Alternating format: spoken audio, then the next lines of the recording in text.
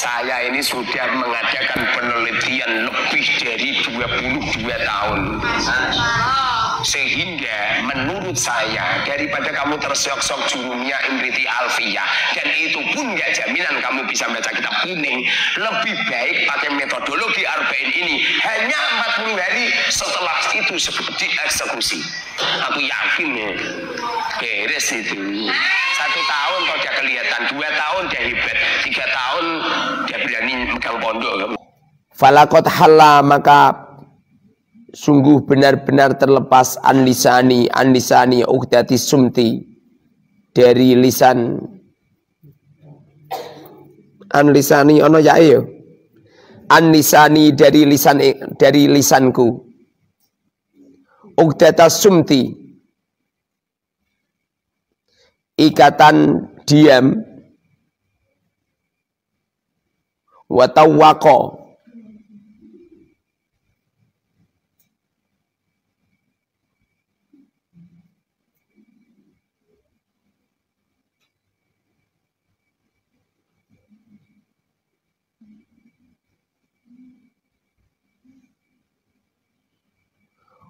watawwaqani watawwaqa, dan mengalungkan ni kepadaku uhdatul kalami, tanggungan pembicaraan,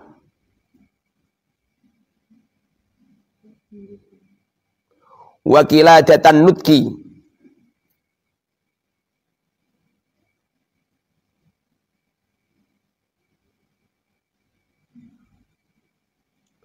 wakiladatan nutki, dan kalungnya pembicaraan,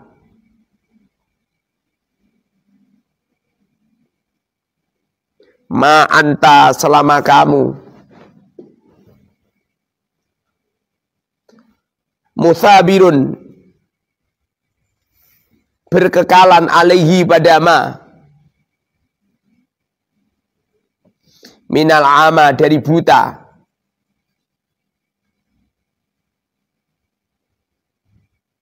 anjaliyatil haqi, dari kebenaran yang nyata. Ini konten hiburan saja ya, merefresh pengetahuan kita. Karena kebetulan ini dari kiai yang pakar nahu ya, punya metode terobosan tentang ilmu nahu, belajar alfiyah, belajar imriti, jurumiyah bertahun-tahun, cukup dengan arba'in ya. Tetapi kalau dilihat dari cara membaca ini, tetapi bukan lalu menggambarkan kualitas kiainya ya. Ini mungkin lagi males mutolaah, sehingga bacanya aneh sekali ya. Sebetulnya saya tidak terlalu suka mengkoreksi kalau masalah harkat, kalau itu sebatas sabkul lisan. Tapi ini sepertinya bukan sabkul lisan, tapi memang kesalahan memahami ibarah, kesalahan menangkap makna, dan kesalahan mengartikan kalimatnya. Nah, jadi perhatikan ya.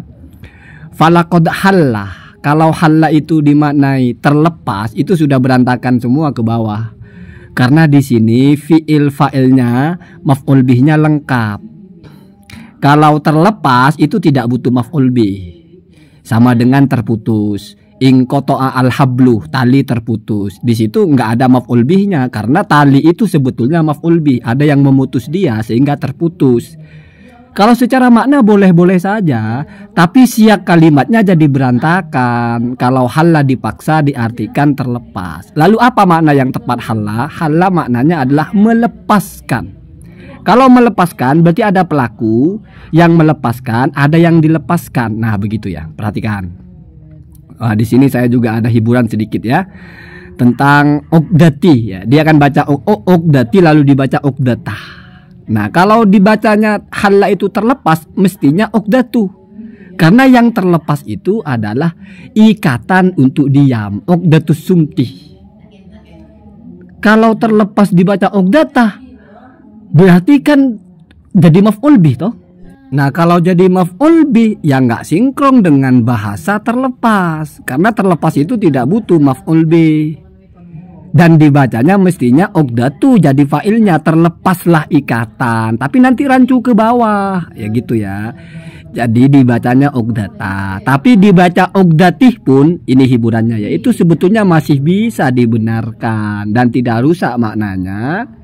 Ya mungkin ada yang pernah mengaji arba'in, siapa tahu di situ dibahas kenapa kok bisa boleh saja dibaca uqdati. Jadi apa kira-kira i'rab apa namanya itu kira-kira kalau seperti itu ya. Jadi kita baca uqdata ya.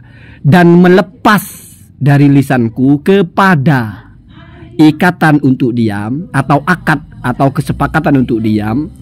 Kemudian watawakoni dan mengalungkan kepadaku, nggak bisa dibaca uhdatu. Kenapa? Karena uhdatu itu yang dikalungkan. Uhdatul kalami itu yang dipasangkan gitu ya. Tanggung jawab untuk berbicara itu dilekatkan. Tawako itu memasangkan atau melekatkan atau menempelkan ya. Dan menempelkan kepadaku uhdatul kalami tidak bisa begitu, mesti uhdata ya. Kemudian wakiladata benar. Lagi pula kalau dibaca uhdatu kok bisa wakiladata, kan atof dengan maktuf, kok jadi tidak sinkron. Dan tawako kalau mau dibaca uhdatu, tawako itu terkalungkan kepadaku, sama dengan di atas halah terlepas dariku ya. Uhdatu berarti tawakoni terkalungkan kepadaku, jadi rusak maknanya semua ya. Terus ma'anta itu bukan selama kamu. Kalau selama kamu itu madumta.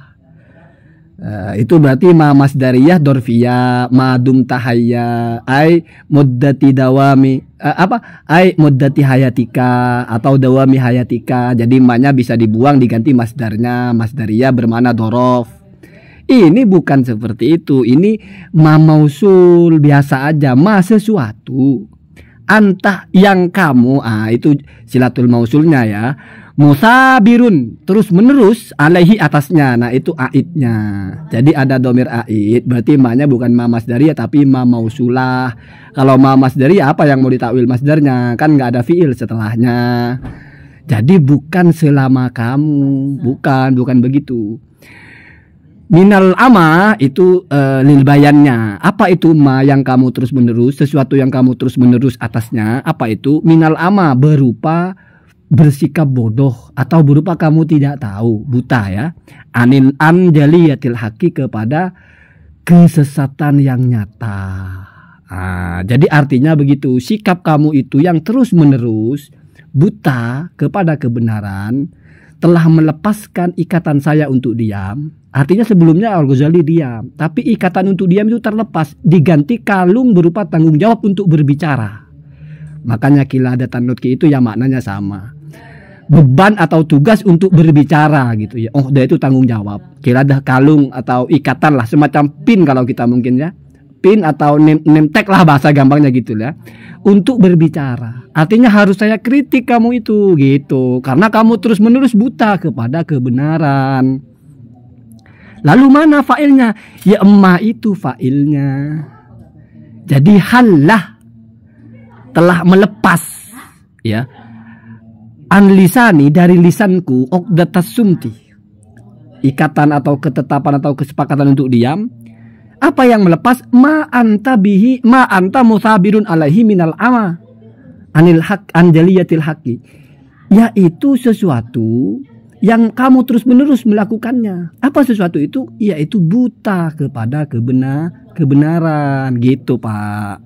Jadi kalau dimaknai terlepas sudah berantakan, apalagi selama kamu ya. Mungkin kalau selama kamu masih boleh-boleh lah, selama kamu terus begitu, tapi kan tidak sinkron.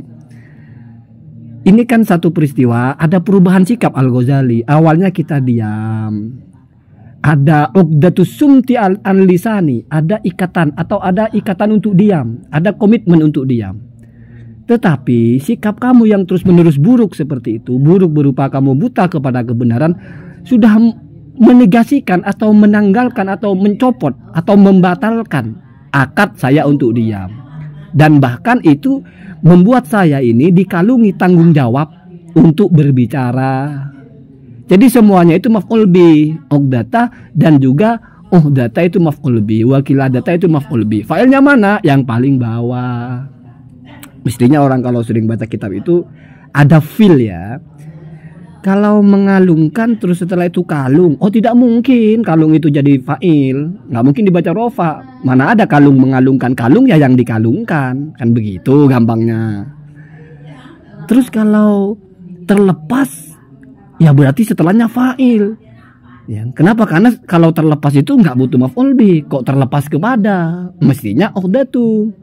Tapi nanti emma di bawah bingung jadi apa, kan begitu. Makanya saya bilang, kalau dalam siyak itu ada fi'il, ada fa'il, ada maf'ul bih, ada fa'il, ada maf'ul bih, maka fi'ilnya mesti muta'addi.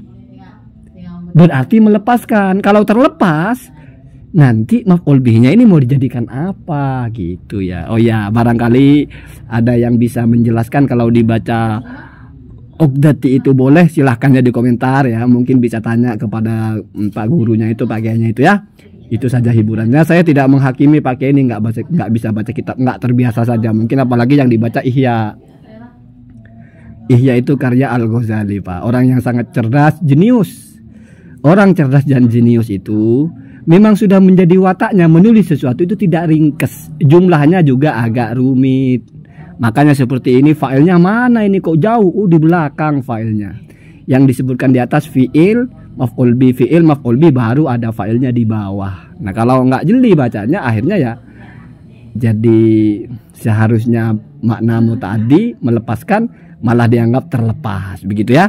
Salah setar sehingga menjadi bingung. Ya. Walaupun saya bingung dibaca terlepas kok uqdatah. Gimana caranya menjelaskan kalau dibaca uqdatah dan di mana terlepas? Kalau melepaskan cocok kan begitu ya. Tetapi nanti kan butuh apa yang melepaskan itu?